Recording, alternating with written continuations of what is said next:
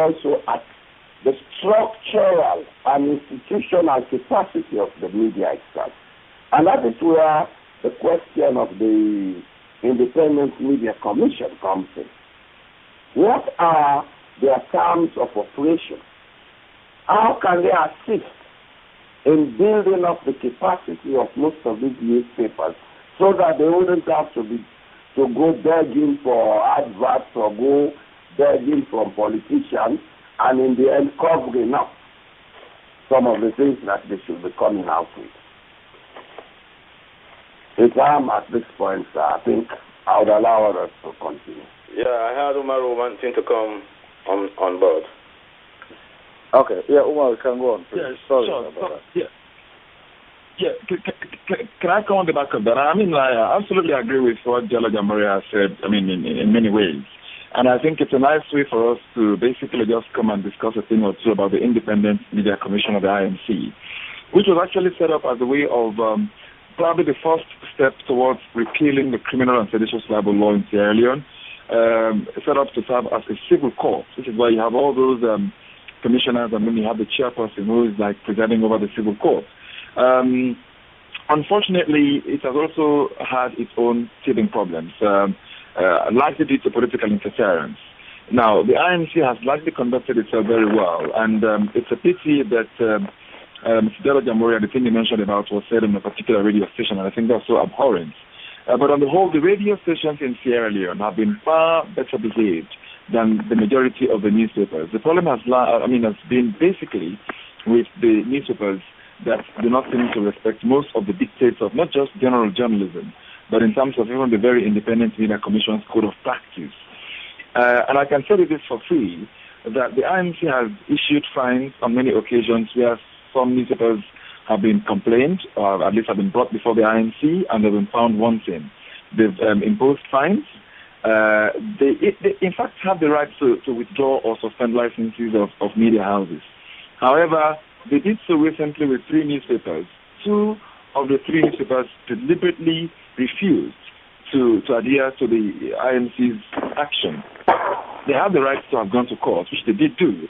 But then the judiciary, that happened I think sometime around August or September, and up to this day the judiciary has not given a ruling on that matter, which was taken to them for quick arbitration, because it was basically a petition by the newspapers, 2 of them. The third one complied, the 2 others did not, and then they went to court seeking an injunction to compel or to stop the IMC from, forcing them to cease publication. The question is the judiciary helping? My answer is no, because up to this day they have still not given a ruling on that particular matter, and the 2 papers continued publishing, and they damned the 1-month suspension handed down by the IMC. It's undermining the very institutions the government set up. And more recently, a radio station said to be owned by an affiliate or one of the conglomerates or so of a mobile phone company or mobile phone operator here was issued with a license to operate the radio station. And then what happened later on, certain journalists did not want this radio station to operate, so they came together and protested. And lo and behold, the government of Sierra Leone asked the IMC to, in fact, initially they instructed the IMC to withdraw or suspend the license of the radio. And the IMC said no. The last time we suspended 2 newspapers who were accused of not following due process.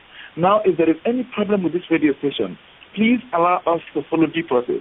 And the IMC was told, no, shut them down now. Where is their independence? The commissioners stood up. They couldn't stand up because there was a clear political dictate to them, which is the problem that we have with the independent media. Newspaper organizations refuse to abide by instructions or conditions laid down by the IMC.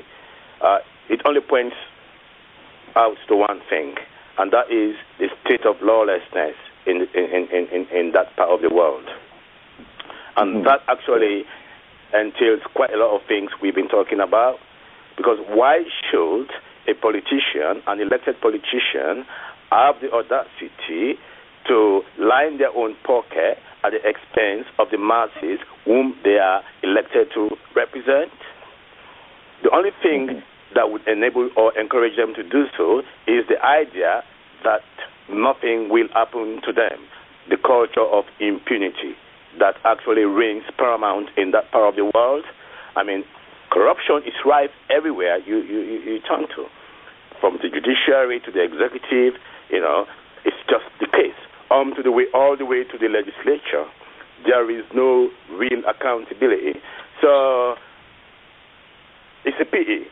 People must take responsibility for themselves. So when the media are trying to do what they are supposed to do, they must be seen to be respecting the law. So that's why it's come as a real shock to me to learn that certain newspapers in the country have deliberately flouted the rules of the game, and they've done so with absolute impunity. That's something that should never be allowed to happen in a democracy. And these are some of the things that both the government and the masses need to work very hard on. So that's the point I wanted to make. In trying to round up, Mr. Bojalo Jaboria, don't you think if journalists, newspapers, radios, blah, blah, blah, musicians, they are all under the media, Facebook, etc., etc., if they are flouting the law, don't you think it's because they've not been empowered by something like the Freedom of Information Act or the expunging of the 1965 Public Order Act? Don't you think that's why they are? It's like a kind of rebellion, right? Let me make an analogy. The National Youth Commission was set up. They are the recommendation of the TRC, Truth and Reconciliation Commission, in order to contain youth or sort of empower youth so that they will not resort to what happened during our war. Don't you think the Freedom of Information Act will empower the media and as such sway them away from this kind of rebellions that we hear about, like Mark Jimmy is saying? Mr. Well, the Freedom of Information Act, as far as I'm concerned, is a very necessary act now for a country like Sierra Leone, because the freedom of information more or less enhances and empowers transparency and accountability. But with regards to the so-called rebellion you're talking about, I think that goes not only to the media, but it is maybe an expression of the attitudes. It has to be more about attitudes, because you may want to ask for something, but it's not by rebellion. But if you have the attitude of rebellion, then you use it to ask for it. You see? So I don't think it's connected with the Freedom of Information Act. It's more of attitudes. The Freedom of Information Act goes without any gainsay as a very important instrument that we need now in our development phase.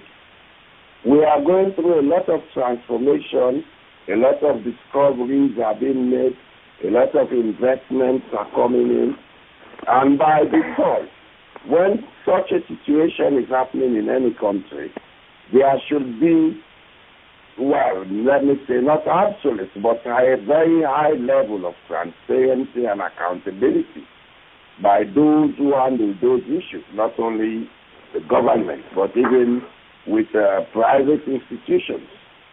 And that is where the Freedom of Information Act comes in. We need it at this time. It goes without any much ado that the government, the IMC, and all bodies necessary should, as fast as possible, try to get this act passed. But that notwithstanding, I have to go back to where we started, that the media has a lot to do to help change attitudes in that country. I'll tell you to freestyle. The biggest problem we have to development is attitudes. We translate it in several ways, in politics, in journalism, in everything we do. People you expect of high standards go down to levels you wouldn't believe. because the attitudes are not there. Right. The attitudes for us to be tolerant, for us to see and understand, and for us to know that when I do this, it's unethical. They are not just there. 90% of the people who are outside condemning, put them in there, they do worse than those you are condemning now. Because the attitudes are not there. And that is where the media has to come in to begin to make people to understand that this perception, this mode of doing things, this way of acting are not correct for us. Absolutely. Okay. Thank you very much, Mr. Bojalo Jamburia. I think this rightly brings us closer to the end of our program. But at this point, I would like to ask the participants in 1 minute or, let me put it, 30 seconds. What would you say are the means to break the barriers, the challenges that we face as a media in Sierra Leone? Mr. Max Jimmy. Well, first of all, it's the courage to stand for social justice. Journalists must have the courage to expose corruption wherever it raises its ugly head. But over and above all, there has to be a vibrant civil society to take the bull by the horn in that part of the world. I mean, we've been talking for a very long time about the introduction of the Freedom of Information Act. That act on its own, I can say, is not going to perform magic in that part of the world.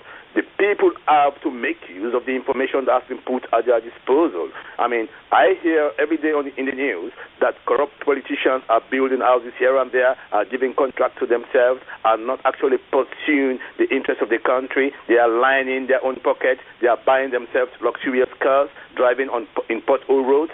All right. What is the public doing to find out about these things? Because if I hear that somebody that is representing my interest is not doing the things that they're supposed to do, I hear this, I think it is my social and moral responsibility to try and investigate this. But all I can see for now is true and total absolute complacency on the part of the vast majority of Sierra Leoneans. And until such an attitude is changed, the destiny, the future of the country is going to remain in the abyss. So that's why, as I said, yes, it's one thing to pass the Freedom of Information Act, but it's quite another for civil society to act on the information at their disposal. Never in Sierra Leone is corruption going to be dealt with if the public are going to remain subservient to corrupt politicians. They must be able to stand up to them, because that's the only way to get rid of corruption and evil in society. So that's my take on it. Thank you very much, Mr. Mark Jimmy. Mr. Fofana, what will you say in 1 minute? The weapons. Well, I'll basically say that somehow tied up with what Max has said, even if we have the Freedom of Information law, if we don't request for information, we're not going to have it. At present, we have a very damning report about government institutions as contained in the Audit Service Report of 2011, which was published just a couple of months ago. The public has not responded to these very serious condemnations of the stealing, apparent stealing of government resources, to the extent that the Local Council Act, the Local Government Act of 2004, one of the best pieces of legislation I've seen anywhere in Africa, obliges every council to base all their income and expenditure at the end of every month. The truth is, they have not been doing it, and people have not been asking the question. This is where freedom of information is guaranteed in the Local Council Act. It's not being done. Now, but on about that, I'd like to end up by saying that if we don't stand up for something, we will lie down for anything. And in the words of Michael Jackson, if you want to make the world a better place, take a look at yourself and then make a change. Let us take a look at ourselves, let us do serious introspection and change those ways we know within ourselves that are wrong. Thank you. Brilliant, Mr. Omar Fofana. Mr. Bojalo Jamboya? Yes, I'm laughing. I enjoy the last words of Mr. Fofana. I think I don't say much. I think he's always been a teacher. He's the Obama of Sierra Leone. You know that?